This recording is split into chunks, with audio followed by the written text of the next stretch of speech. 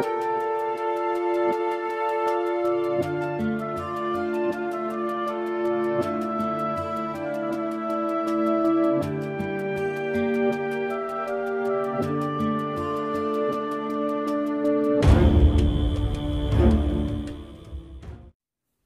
alaikum hormatly vatandaşlar.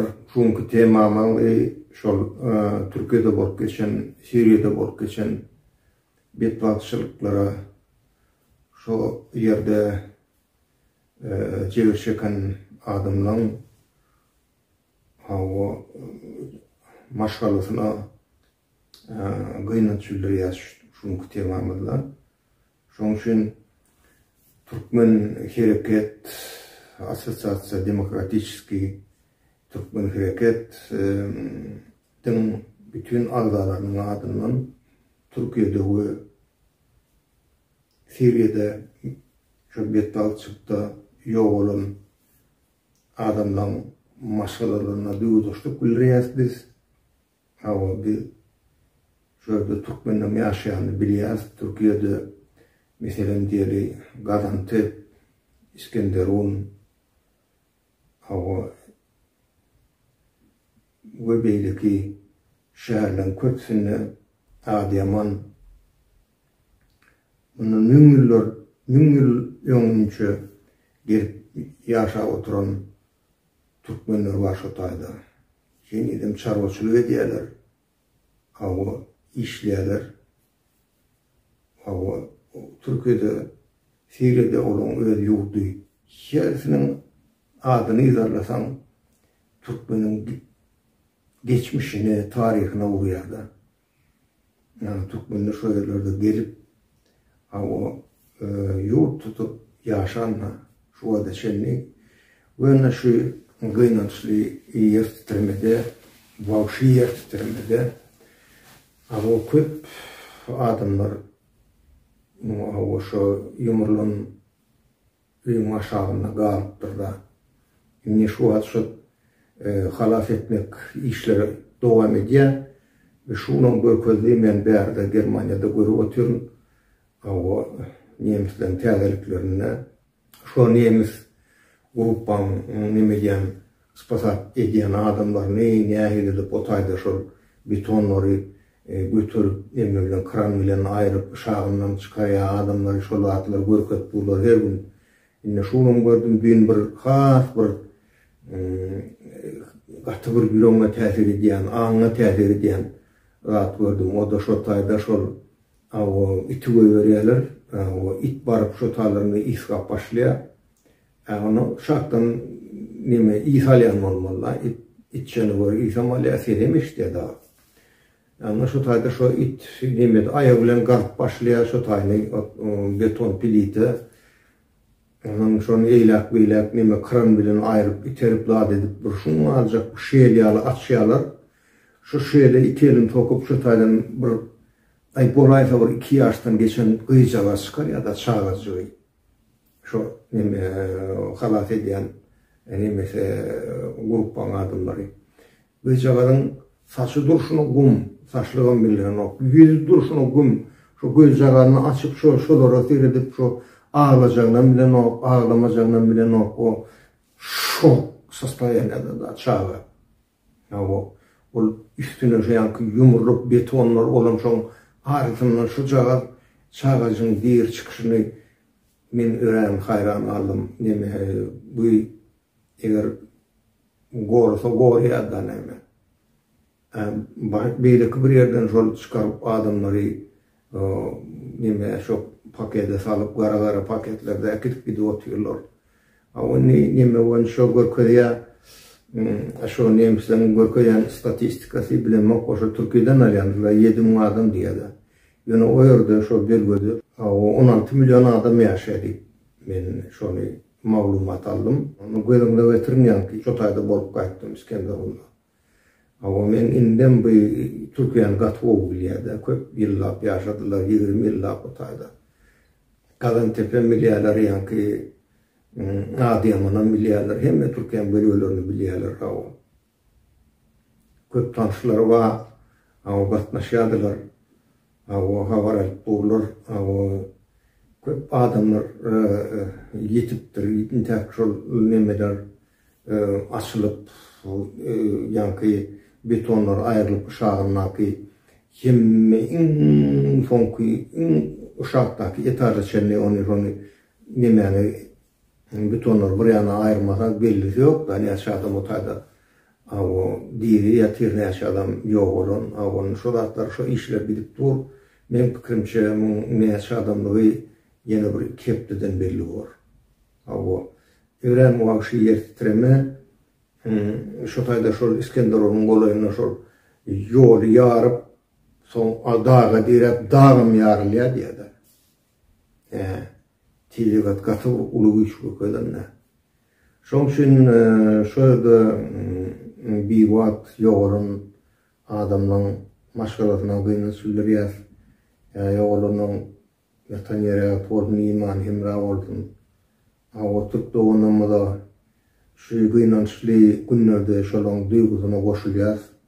Türkmen hereketiniň adamdan ýanky aýtışmaly hem ağalarymyň adamdan.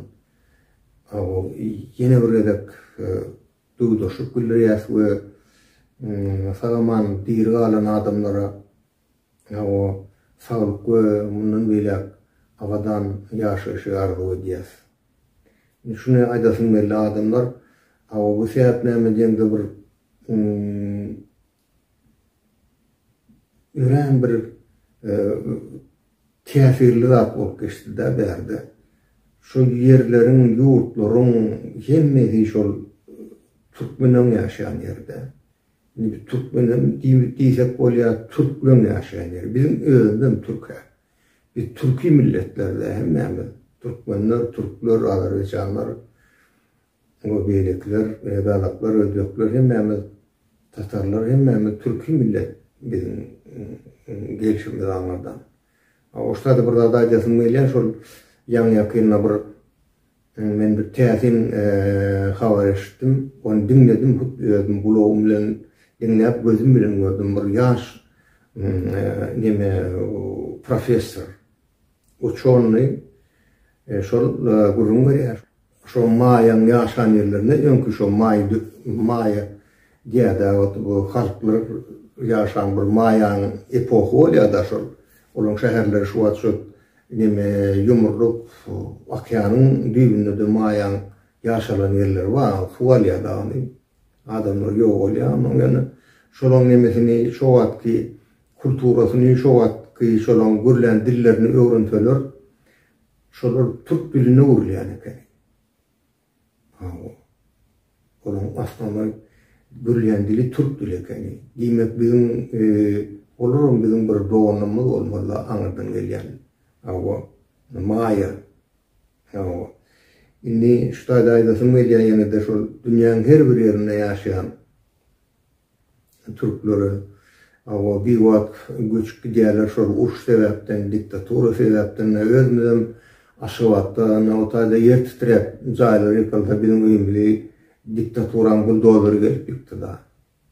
Indi şular ýaly adamlar o tiligat diýsek beýleki tarapdan şular ýaly adamlarym türkmenleriň ömrüni ýykyp otýar, öýüni ýykyp otýar, öýüni ýykdy, ömrüni ýykdy da näme. Awany şu zatlaryň hemmesi şu türkmen hereketiniň alyp barýan işi, siýasaty bilen bagly. Bizim niýetimiz şol Türkmenistana anatlyk getirmek, demokratiýany getirmek. Bu Türkmenistany Türkmen Halk Respublikasy diýip elan etmek we şol Türkmen Halk Respublikasy sözüni şo statusa gawat gelýän şo taýdaky hemme sosial tarapdan, ekonomik tarapdan, harby gulluk tarapdan hemme şo taýdaky zatlary adam durmuşy bilen bagly we hökümet bilen hökümeti gökdýän şo eksport, import içinde çıkan nemesi önemi bu halka bolon peydasy halkın iş ýagdaý işçilik bolmasyn, hemme halk işli bolmaly, galançly bolmaly, we şol nemeden öz garancından neme bolmaly, zavisim bolmaly şoňla. Bir adam işlep bilen adam şu taýdan ýokman kazanmaly, almaly puluny. Yer depdimi, buğday ekdimi, buğday ýygynadymy, buğday netip taşyp berdimi, pul aldy. Pagtasyny taşyp berdimi, pul aldy. O ýene şoňa meňer. Awa şu atlaň hemmesi Türkmen Halk Respublikasynyň statusyna gowat gelýär. Awa yerim ýurdum halkyň formaly. Awa indi şoň üçin biz şu an iş alıp barýas we şu iş alıp barýan döwrümizde şuraya bir tragik ýagdaý boldy Türkiýede. Biz onu gapdan geçip bilmez. Bizim bir pervay garamda bütün dünya Türkmenlerine duygudaşyk bildirýär. O warsanlak ýaşaýan dowonlarymyza, Eýranlak ýaşaýan Türkmen dowonlarymyza, Türkiýedäki ýaşaýan Türkmen dowonlarymyza, Amerikada, Ýewropada ýaşaýanlar hemmesine duygudaşyk bildirýär. Eger garyndaşlary, dowon garyndaşlary şu ýerlerde helak bolan bolsa, hemmesine duygudaşyk bildirýär adamlar. Biz ne Türkmenlüğümüzü bilmeli, biz Türkmenlüğümüze buýsunmaly. 2002 ýylyň mart aýynyň 16-sy diýýär, şu 16-sy mi ýa 18-si mi, ýok 12-si. Nemeden Eýran granisasyna çykyp neme giýip otyr Türkmenistan granisasyna. Oğlum açsam aýdandan bir san Türkmen oğlum gelip ýaşy näme kömek etmeliydi. Hut men özgürleşmeli gurlýady. Men aýtdym, siz nerden isem aşağıdan mı diysem, yok, biz şu yerden neydi? Gurgundan biziydi. Dedim. Siz onu Türkmen, İran Türkmenler diysem, ha o deydi. Nehiliyadayına diysem, bir yana çekilip, anada İranlar kolayımda durandan şolar eşitmedin neydi. Bize deydi, çağacıklarında doğunlarına Türkmen adının boyuranoklar deydi. Şular yani bizim yağdayımız var deydi. Türkmenler her yeri kıyınçlığa fide var olan näçe ýyllaryň içinde, 100 ýyllaryň içinde. Olam şol nämeden şo bir samsyk padşamy ýerine at takyp ýa hanmy şol halky talanmagy. Aňdan gelýän samsyklar şol halky talap, ýurduny goraman daşyndan gelip halky talap, halky uludybek Türkmenleri İran ağır ýagdaýda ýaşamany mecbur edenler, näçe ýyllaryň içinde. Şoň üçin göçüp bolan her ýerler göçüp bilen ýaşalýar. Türkmenler bütün dünýäde ýaşaýar, türkler. Ama jemlesem Türkmen dowonlarymyz hemmeňde bundan beýle can taýlyk maşgala abadançylygyny we bagtarly edýän. Belki reali ağır ýagdaýlar, hadiseler, TV hadiselerden sizin başyňyza Allah gorusun. Başyňyza dik bolsun, görjeňiz gowy bolsun. Belki köpüňde ýeter şuňaly Türkmen hereketiniň iş alyp barýany, umumy Türkmenler barada alyp edýändigini, dünýä Türkmenleri barada, biz her Türkmeniň, Türküň bir ýerde gynanç çekýän bolsa, bir ýerde jebir çekýän bolsa, şoňa duýgudaşyk bildirmäne we elimizden ýetenden kömek etmäne taýýar şoňa. Köp sag bolun, görüşýänçe.